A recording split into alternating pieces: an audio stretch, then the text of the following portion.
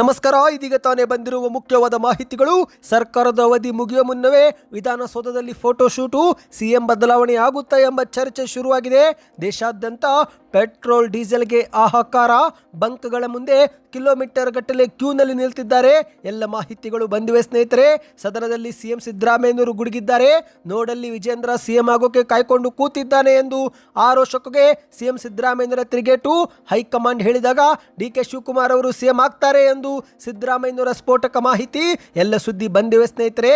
ಕೇಂದ್ರ ಸರ್ಕಾರದಿಂದ gas cylinder ಬುಕ್ಕಿಂಗ್ಗೆ ಹೊಸ ಮಾರ್ಗಸೂಚಿಯೂ ಕೂಡ ಪ್ರಕಟವಾಗಿದೆ. ಏನಿದು ಮಾಹಿತಿ ನೋಡೋಣ. ಇನ್ನು ಬಂಗಾರ ಮತ್ತು ಬೆಳ್ಳಿ ಪ್ರಿಯರಿಗೆ ಶಾಕಿಂಗ್ ಸುದ್ದಿ.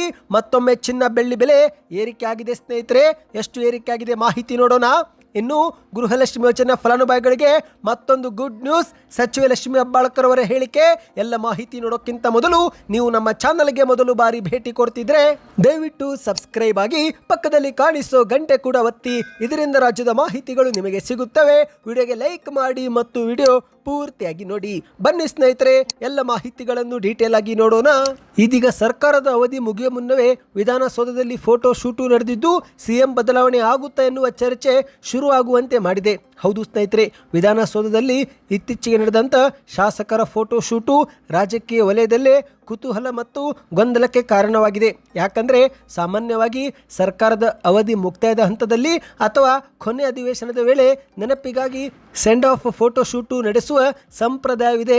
ಆದರೆ ಈ ಬಾರಿ ಸರ್ಕಾರದ ಅವಧಿ ಇನ್ನೂ 2 ವರ್ಷ ಬಾಕಿ ಇರುವಾಗಲೇ ಫೋಟೋ ಶೂಟು ಆಯೋಜನೆ ಮಾಡಿದ್ದು ಹಲವು ಪ್ರಶ್ನೆಗಳಿಗೆ ಹುಟ್ಟುಹಾಕುವಂತೆ ಮಾಡಿದೆ. ಹೌದು, ಏಕಾಏಕಿ ಫೋಟೋ ಶೂಟು ಕರೆದಿದ್ದರಿಂದ ಶಾಸಕರಲ್ಲಿಯೂ ಕೂಡ ಗೊಂದಲ ಉಂಟಾಗಿದೆ. ವಿಧಾನಸೌಧದ ಪ್ರತಿ ಕೋಣೆಯಲ್ಲೂ ಇದೇ ವಿಚಾರ ಚರ್ಚೆಗೆ ಕಾರಣವಾಗಿದೆ. ಪರಸ್ಪರ ಶಾಸಕರು, ಸಚಿವರು ಈ ಒಂದು ಫೋಟೋ ಶೂಟ್ಗೆ ಕಾರಣ ಏನು ಎಂದು ಊಹಿಸುತ್ತಿದ್ದಾರೆ. ಹೌದು ಸ್ನೇಹಿತರೆ, ಫೋಟೋ ಶೂಟು ಹಿಂದೆ ಏನಾದರೂ ರಾಜಕೀಯ ಸಂದೇಶವಿದೆಯಾ ಅಥವಾ ಸಿಎಂ ಬದಲಾವಣೆ ಆಗ್ತಾ ಇದೆ ಎಂಬ ಅನುಮಾನಗಳು ವ್ಯಕ್ತವಾಗುವಂತೆ ಮಾಡಿದೆ. ಹೌದು, ಕೆಲವರು ಈ ಒಂದು ಏಕಾಏಕಿ ಫೋಟೋ ಶೂಟು ಬೆಳವಣಿಗೆಯನ್ನು ಮುಖ್ಯಮಂತ್ರಿ ಬದಲಾವಣೆ ಮುನ್ಸೂಚನೆ ಎಂದು ವ್ಯಾಖ್ಯಾನಿಸಿದರೆ, ಇನ್ನು ಕೆಲವರು ಸಂಪುಟದಲ್ಲಿ ಅಥವಾ ಇತರೆ ವಿವಿಧ ಹುದ್ದೆಗಳಲ್ಲಿ ಮಹತ್ತರ ಬದಲಾವಣೆ ಆಗಬಹುದು ಎಂದು ಊಹಿಸುತ್ತಿದ್ದಾರೆ. ಹೌದು, ವಿಧಾನಸೌಧದ ಒಳಗಡೆ ಮತ್ತು ಹೊರಗಡೆ ಎಲ್ಲಿ ನೋಡಿದ್ರೂ ಇದೇ ಚರ್ಚೆ ಮಾಡಲಾಗ್ತಾ ಇದೆ. ಶಾಸಕರು ಪರಸ್ಪರ ತಮ್ಮದೇ ಅಭಿಪ್ರಾಯ ಹಂಚಿಕೊಳ್ಳುತ್ತಿದ್ದಾರೆ. ಒಟ್ಟಿನಲ್ಲಿ ಅಧಿಕೃತವಾಗಿ ಸರ್ಕಾರದಿಂದ ಯಾಕೆ ಫೋಟೋ ಶೂಟು ಮಾಡಿದ್ರು ಎಂಬ ಸ್ಪಷ್ಟನೆ ಇದುವರೆಗೆ ಸಿಕ್ಕಿಲ್ಲ.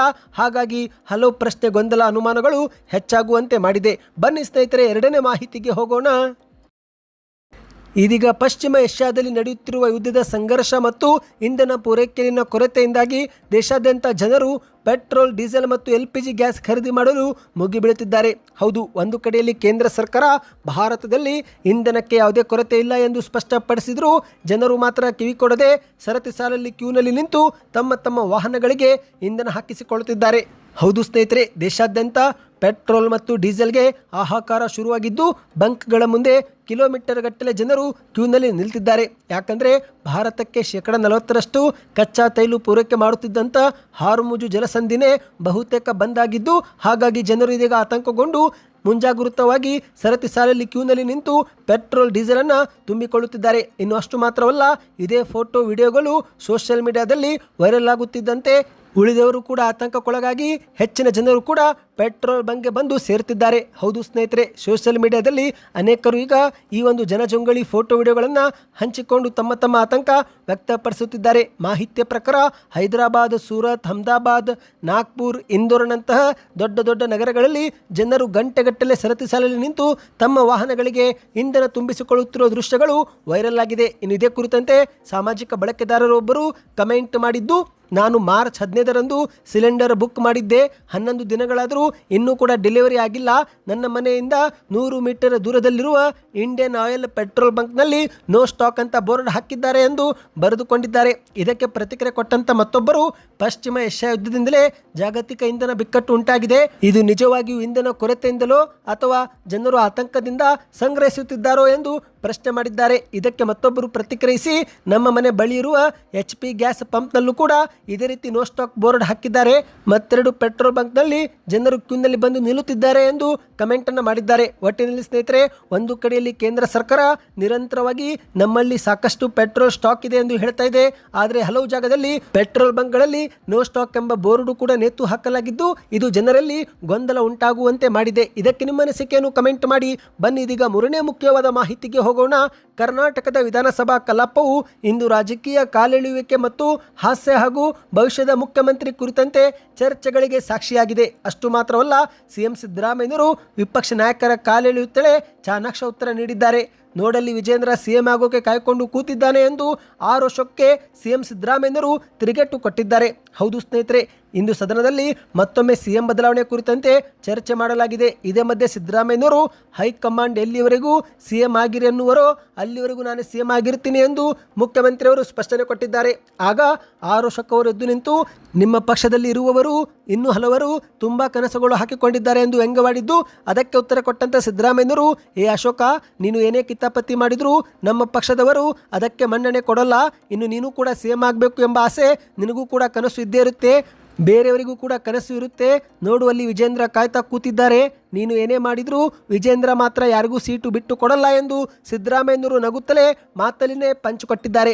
ಹೌದು ಸ್ನೇಹಿತರೆ, ಸದನದಲ್ಲಿ ಮುಖ್ಯಮಂತ್ರಿಯವರು ಹೈಕಮಾಂಡ್ ಹೇಳಿದಾಗಲೇ ಡಿ.ಕೆ. ಶಿವಕುಮಾರ್ ಅವರು ಕೂಡ ಸಿಎಂ ಆಗುತ್ತಾರೆ ಎಂದು ಸ್ಫೋಟಕ್ಕೆ ಹೇಳಿಕೆ ಕೊಟ್ಟಿದ್ದು, ಇದೇ ಮಧ್ಯೆ ಹೈಕಮಾಂಡ್ ಹೇಳಿದರೆ ನಾನು ಸಿಎಂ ಕುರ್ಚಿ ಬಿಟ್ಟು ಕೂಡ ಕೊಡುವೆ ಎಂದು ಸ್ಪಷ್ಟನೆ ಕೊಟ್ಟಿದ್ದಾರೆ. ಇಷ್ಟಕ್ಕೆ ಸುಮ್ಮನಾಗದಂಥ ಸಿದ್ದರಾಮಯ್ಯನವರು, ಏನಪ್ಪ ಅಶೋಕ, ನಿನಗೆ ಸಿಎಂ ಆಗುವ ಆಸೆ ಇಲ್ವಾ ಎಂದು ಪ್ರಶ್ನೆಯನ್ನು ಮಾಡಿದ್ದಾರೆ. ಆಗ ಆರೋಪಕ್ ಅವರು ಸಿಎಂ ಆಗಬೇಕು ಅನ್ನೋದನ್ನು ಹೇಳಲಾಗದೆ ಕೇವಲ ಸ್ಮೈಲ್ ಅಷ್ಟೇ ಮಾಡಿದ್ದು. ಆಗ ಮತ್ತೆ ಮಾತು ಮುಂದುವರೆಸಿದಂಥ ಸಿದ್ದರಾಮಯ್ಯನವರು, ಆರೋಪಕ್ ಬೇಕಾದರೂ ಸಿಎಂ ಆಗಲಿ, ಅರವಿಂದ್ ಬೆಲ್ಲದಾದರೂ ಸಿಎಂ ಆಗಲಿ, ಅಶ್ವಥ್ ನಾರಾಯಣ ಆದರೂ ಸಿಎಂ ಆಗಲಿ, ಯಾರೇ ಆದರೂ ಕೂಡ ಸಂತೋಷ. ಆದರೆ ಏನು ಮಾಡೋದು, ವಿಜೇಂದ್ರ ನಿಮ್ಮನ್ನು ಯಾರನ್ನು ಸಿಎಂ ಆಗೋಕ್ಕೆ ಬಿಡಲ್ಲ ಎಂದು ಕಾಲೆಳೆಯುತ್ತಲೇ ಸಿದ್ದರಾಮಯ್ಯನವರು ಪಂಚ್ ಕೊಟ್ಟಿದ್ದಾರೆ. ಬನ್ನಿ ಸ್ನೇಹಿತರೆ, ಮತ್ತೊಂದು ಮಾಹಿತಿಗೆ ಹೋಗೋಣ. ಇದೀಗ ಕೇಂದ್ರ ಸರ್ಕಾರದಿಂದ ಗ್ಯಾಸ್ ಸಿಲಿಂಡರ್ ಕುರಿತಂತೆ ಒಂದು ಮಾರ್ಗಸೂಚಿ ಬಿಡುಗಡೆಯಾಗಿದೆ. ಹೌದು ಸ್ನೇಹಿತರೆ, ದೇಶಾದ್ಯಂತ LPG ಸಿಲಿಂಡರ್ ಬಳಕೆದಾರರಿಗೆ ಮತ್ತು ತೈಲ ಕಂಪನಿಗಳಿಗೆ ಕೇಂದ್ರ ಸರ್ಕಾರ ಒಂದು ಹೊಸ ಮಾರ್ಗಸೂಚಿ ಬಿಡುಗಡೆ ಮಾಡಿದೆ. ಹೌದು, ಗ್ಯಾಸ್ ಸಿಲಿಂಡರ್ಗಳ ಕಾಳಸಂತೆಯಲ್ಲಿ ಅತಿ ಹೆಚ್ಚಿನ ಬೆಲೆಗೆ ಮಾರಾಟವಾಗುವುದನ್ನು ತಡೆಗಟ್ಟಲು ಮತ್ತು ಪಾರದರ್ಶಕತೆ ತರಲು ಈ ಒಂದು ಕ್ರಮವನ್ನು ತೆಗೆದುಕೊಳ್ಳಲಾಗ್ತಾ ಇದೆ. ಭಾರತ್ ಗ್ಯಾಸ್, ಇಂಡೇನ್, HP ಸೇರಿದಂತೆ ಎಲ್ಲ ಗ್ಯಾಸ್ ಸಿಲಿಂಡರ್ ಕಂಪನಿಗಳ ಗ್ರಾಹಕರಿಗೆ ಈ ಒಂದು ನಿಯಮ ಅನ್ವಯವಾಗಲಿದೆ. ಹೊಸ ನಿಯಮದ ಪ್ರಕಾರ ನಗರ ಮತ್ತು ಇತರೆ ಪ್ರದೇಶದ ಗ್ರಾಹಕರು ಒಂದು ಸಿಲಿಂಡರ್ ಪಡೆದ ನಂತರ ಮುಂದಿನ ಬುಕ್ಕಿಂಗ್ ಮಾಡಲು ಕನಿಷ್ಠ 25 ದಿನ ಇನ್ನು ಮುಂದೆ ಕಾಯಬೇಕಾಗುತ್ತೆ. ಇನ್ನು ಗ್ರಾಮೀಣ ಭಾಗದ ಗ್ರಾಹಕರು ಈ ಒಂದು ಅಂತರವನ್ನು 45 ದಿನಕ್ಕೆ ನಿಗದಿಪಡಿಸಲಾಗಿದೆ. ಅಂದರೆ ಈ ಮೊದಲು ಗ್ರಾಮೀಣ ಭಾಗದವರಿಗೂ ಕೂಡ 21 ದಿನದ ಅಂತರವಿತ್ತು, ಆದರೆ ಈಗ ಅದನ್ನು 45 ದಿನಕ್ಕೆ ಹೆಚ್ಚಿಗೆ ಮಾಡಲಾಗಿದೆ. ಇನ್ನು ಅದೇ ರೀತಿ ಸ್ನೇಹಿತರೆ, ಸಿಲಿಂಡರ್ ವಿತರಣೆ ವೇಳೆ ನಡೆಯುವಂತಹ ಅವ್ಯವಹಾರ ತಡೆಗಟ್ಟಲು ಡೆಲಿವರಿ ಅಥೆಂಟಿಕೇಶನ್ ಕೋಡ್ ಕೂಡ ವ್ಯವಸ್ಥೆ ಜಾರಿಗೆ ಮಾಡ್ತಿದ್ದಾರೆ. ಅಂದರೆ ಸಿಲಿಂಡರ್ ಮನೆಗೆ ಬಂದಾಗ ಗ್ರಾಹಕರ ನೋಂದಾಯಿತ ಮೊಬೈಲ್ ಸಂಖ್ಯೆಗೆ ಬರುವಂಥ OTPಯನ್ನು ಡೆಲಿವರಿ ಬಾಯ್ಗೆ ನೀಡಬೇಕು. ಆಗ ಮಾತ್ರ ಸಿಲಿಂಡರ್ ವಿತರಣೆ ಪ್ರಕ್ರಿಯೆ ಪೂರ್ತಿಗೊಳ್ಳುತ್ತೆ. ಮತ್ತು ಇಲ್ಲಿ ಮುಖ್ಯವಾಗಿ ಒಬ್ಬ ಗ್ರಾಹಕರು ಅಂದರೆ ಒಂದು ಕುಟುಂಬಕ್ಕೆ ವರ್ಷಕ್ಕೆ 15 ಸಿಲಿಂಡರ್ ಮಾತ್ರ ಪಡೆಯಲು ಅವಕಾಶವಿರುತ್ತೆ. ಇದರಲ್ಲಿ 12 ಸಿಲಿಂಡರ್ಗಳಿಗೆ ಉಜ್ವಲ ಯೋಜನೆಯ ಸಬ್ಸಿಡಿ ಸಿಗುತ್ತೆ. ಉಳಿದಂಥ 3 ಸಿಲಿಂಡರ್ಗಳಿಗೆ ಯಾವುದೇ ಒಂದು ಸಬ್ಸಿಡಿ ಇರೋದಿಲ್ಲ, ಮಾರುಕಟ್ಟೆ ದರದಲ್ಲಿನೇ ಖರೀದಿ ಮಾಡಬೇಕಾಗುತ್ತೆ ಎಂದು ಹೇಳಲಾಗಿದೆ. ಸ್ನೇಹಿತರೆ, ಈ ಒಂದು ಹೊಸ ನಿಯಮಕ್ಕೆ ನಿಮ್ಮ ಅನಿಸಿಕೆಯನ್ನು ಕಮೆಂಟ್ ಮಾಡಿ. ಮತ್ತು ಗ್ರಾಹಕರು ಈ KYC ಪ್ರಕ್ರಿಯೆಯನ್ನು ಕೂಡ ಪೂರ್ತಿ ಮಾಡಿಕೊಳ್ಳುವಂತೆ ಕೇಂದ್ರ ಸರ್ಕಾರದಿಂದ ಸೂಚನೆ ಬಂದಿದೆ. ಬನ್ನಿ ಮತ್ತೊಂದು ಮಾಹಿತಿಗೆ ಹೋಗೋಣ. ಸತತವಾಗಿ ಕುಸಿತ ಕಂಡ ಬಂಗಾರ ಏಕಾಏಕಿ ದೊಡ್ಡ ಮಟ್ಟದಲ್ಲಿ ಏರಿಕೆಯಾಗಿದೆ. ಹೌದು, ಮಧ್ಯಪ್ರಾಚ್ಯದಲ್ಲಿ ನಡೆಯುತ್ತಿರುವ ಯುದ್ಧದ ಕಾರಣ ಡಾಲರ್ ಎದುರು ರೂಪಾಯಿ ಮೌಲ್ಯ ಕುಸಿತ ಕಂಡಿದ್ದು, ಇತ್ತ ಚಿನ್ನ ಮತ್ತು ಬೆಳ್ಳಿ ಬೆಲೆ ಏರಿಕೆಯಾಗಿದೆ. ಹೌದು, 15 ದಿನದಿಂದ ಚಿನ್ನ ಬೆಳ್ಳಿ ಏನು ಕುಸಿತವಾಗಿತ್ತೋ ಒಂದೇ ದಿನ ದೊಡ್ಡ ಮಟ್ಟದಲ್ಲೇ ಏರಿಕೆಯಾಗಿದೆ. ಈ ಒಂದು ಹಿಂದೆ ಸತತ ಕುಸಿತ ಕಂಡ ಪರಿಣಾಮ ಗ್ರಾಹಕರಲ್ಲಿ, ಅದರಲ್ಲೂ ಮಹಿಳೆಯರಲ್ಲಿ ಸಂತೋಷ ತಂದಿತ್ತು. ಆದರೆ ಏಕಾಏಕಿ ಚಿನ್ನ ಮತ್ತು ಬೆಳ್ಳಿ ಬೆಲೆ ದೊಡ್ಡ ಮಟ್ಟದಲ್ಲಿ ಏರಿಕೆ ಕಂಡಿರುವುದು ಖರೀದಿ ಮಾಡುವವರಲ್ಲಿ ಬೇಸರ ತಂದಿದೆ. ಹೌದು, ಪ್ರತಿ ಗ್ರಾಮ್ ಬಂಗಾರದಲ್ಲಿ 376 ರೂಪಾಯಿ ಏರಿಕೆ, ಅಂದರೆ 10 ಗ್ರಾಮ್ಗೆ 3760 ರೂಪಾಯಿ ಏರಿಕೆ. ಸ್ನೇಹಿತರೆ, ಮಾರ್ಚ್ 27ರ ಮಾರುಕಟ್ಟೆ ಪ್ರಕಾರ 24 ಕ್ಯಾರೆಟ್ 1 ಗ್ರಾಮ್ ಬಂಗಾರ 14,700 ರೂಪಾಯಿ, ಅಂದರೆ 10 ಗ್ರಾಮ್ಗೆ 1,47,000 ರೂಪಾಯಿ. ಸ್ನೇಹಿತರೆ, ಒಂದು ವಾರದ ಹಿಂದಷ್ಟೇ 1,39,000 ರೂಪಾಯಿಗೆ ಬಂದಿತ್ತು. ಈಗ ನೋಡುತ್ತಿದ್ದಂತೆ 1,47,000 ರೂಪಾಯಿ ಆಗಿದೆ. ಬೆಳ್ಳಿ ಬೆಲೆಯಲ್ಲೂ ಕೂಡ ಏರಿಕೆಯಾಗಿದ್ದು ಈ ಒಂದು ಹಿಂದೆ 1 ಕೆಜಿ ಬೆಳ್ಳಿ 2,30,000 ರೂಪಾಯಿಗೆ ಬಂದಿತ್ತು. ಈಗ 20,000 ರೂಪಾಯಿ ಏರಿಕೆಯಾಗಿದೆ. ಅಂದರೆ 1 ಕೆಜಿಗೆ 2,50,000 ರೂಪಾಯಿ ಸ್ನೇಹಿತರೆ. ಪ್ರತಿ ಗ್ರಾಮ್ ಬೆಳ್ಳಿ 250 ರೂಪಾಯಿ, 10 ಗ್ರಾಮ್ಗೆ 2,500, 100 ಗ್ರಾಮ್ಗೆ 25,000. ಈ ರೀತಿ 1 ಕೆಜಿ ಬೆಳ್ಳಿ 2,50,000 ರೂಪಾಯಿಗೆ ಮಾರಾಟವಾಗ್ತಾ ಇದೆ. ನಿಮ್ಮ ಪ್ರಕಾರ ಚಿನ್ನ ಬೆಳ್ಳಿ ಕುಸಿತವಾಗಬೇಕು, ಏರಿಕೆ ಆಗಬೇಕು? ನಿಮ್ಮ ಅನಿಸಿಕೆಯನ್ನು ಕಮೆಂಟ್ ಮಾಡಿ. ಬನ್ನಿ ಕೊನೆಯ ಮಾಹಿತಿಗೆ ಹೋಗೋಣ. ನೀವು ಕೂಡ ಗೃಹಲಕ್ಷ್ಮಿ ಯೋಜನೆಯ ಫಲಾನುಭವಿಗಳಾಗಿದ್ದರೆ ನಿಮ್ಮ ಬ್ಯಾಂಕ್ ಖಾತೆಗೆ 2,000 ರೂಪಾಯಿ ಜಮಾವಾಯ್ತಾ? ದಯವಿಟ್ಟು ಕಮೆಂಟ್ ಮಾಡಿ. ಇದೀಗ ಗೃಹಲಕ್ಷ್ಮಿ ಯೋಜನೆಯ ಮತ್ತೊಂದು ಕಂತು ಜಮೆ ಮಾಡಲಾಗ್ತಾ ಇದೆ. ಹೌದು ಸ್ನೇಹಿತರೆ, 27ನೇ ಕಂತು ಜಮೆ ಮಾಡುವ ಮೂಲಕ ಅರ್ಹ ಮಹಿಳೆಯರ ಬ್ಯಾಂಕ್ ಖಾತೆಗೆ ಒಟ್ಟು 54,000 ರೂಪಾಯಿ ಹಾಕಿದಂತಾಗಿದೆ. ಇನ್ನು ಗೃಹಲಕ್ಷ್ಮಿ ಯೋಜನೆಯಲ್ಲಿ ಹಗರಣ ನಡೆದಿದೆ, 5,000 ಕೋಟಿ ಕಾಂಗ್ರೆಸ್ ಸರ್ಕಾರ ಲೂಟಿ ಹೊಡೆದಿದೆ ಎಂದು ಬಿಜೆಪಿ ನಾಯಕರು ಆರೋಪ ಟೀಕೆ ಮಾಡುತ್ತಿದ್ದು, ಇದೇ ವಿಚಾರಕ್ಕೆ ಲಕ್ಷ್ಮೀ ಹೆಬ್ಬಾಳ್ಕರ್ ಅವರು ಬೆಂಗಳೂರಲ್ಲಿ ಪ್ರತಿಕ್ರಿಯೆ ಕೊಟ್ಟಿದ್ದಾರೆ. ಗೃಹಲಕ್ಷ್ಮಿ ಯೋಜನೆ ಹಣದಲ್ಲಿ ಹೆಚ್ಚು ಕಡಿಮೆಯಾಗಿದ್ದರೆ ಪ್ರಧಾನಿ ನರೇಂದ್ರ ಮೋದಿ ಸರ್ಕಾರದ ಜಾರಿ ನಿರ್ದೇಶನಾಲಯ ನನ್ನ ಮನೆ ಬಾಗಿಲಿಗೆ ಬಂದು ನಿಲ್ತಾ ಇತ್ತು ಎಂದು ಲಕ್ಷ್ಮೀ ಹೆಬ್ಬಾಳ್ಕರ್ ಅವರು ಕಿಡಿಕಾರಿದ್ದಾರೆ. ಹೌದು ಸ್ನೇಹಿತರೆ, ಗೃಹಲಕ್ಷ್ಮಿ ಯೋಜನೆಯಡಿಯಲ್ಲಿ 5,000 ಕೋಟಿ ರೂಪಾಯಿ ಹಣವನ್ನು ಕಾಂಗ್ರೆಸ್ ಸರ್ಕಾರ ಲೂಟಿ ಮಾಡಿದೆ ಎಂದು ಬಿಜೆಪಿಯವರು ಆರೋಪ ಮಾಡ್ತಿದ್ದಾರೆ. ಒಂದೊಮ್ಮೆ ಈ ಒಂದು ಯೋಜನೆಯಲ್ಲಿ ಸ್ವಲ್ಪ ಹಣ ಹೆಚ್ಚು ಕಡಿಮೆ ಆಗಿದ್ರೂ ಇಡಿ ಇಲಾಖೆ ನಮ್ಮನ್ನು ಸುಮ್ಮನೆ ಬಿಡ್ತಿತ್ತಾ ಎಂದು ಮಾಧ್ಯಮಗಳ ಮುಂದೆ ವಾಗ್ದಾಳಿ ಮಾಡಿದ್ದಾರೆ. ಈಗ 2025ರ ಫೆಬ್ರವರಿ ಮಾರ್ಚ್ ತಿಂಗಳ ಹಣ ಹಲವರಿಗೆ ಜಮೆ ಆಗಿಲ್ಲ. ಹಣಕಾಸು ಇಲಾಖೆಯಿಂದಲೇ ಅನುಮೋದನೆ ಸಿಗದ ಕಾರಣ ಈ ಒಂದು ಹಣ ಜಮವಾಗಿಲ್ಲ. ಆದರೆ ಬಿಜೆಪಿಯವರು ಸಾಮಾಜಿಕ ಜಾಲತಾಣದಲ್ಲಿ 5,000 ಕೋಟಿ ರೂಪಾಯಿ ಕಳ್ಳಿ ಎಂದು ಹಂಚಿಕೊಂಡು ಅಪಪ್ರಚಾರ ಮಾಡಿದರು ಎಂದು ಮಾಧ್ಯಮಗಳ ಮುಂದೆ ಟೀಕೆ ಮಾಡಿದ್ದಾರೆ.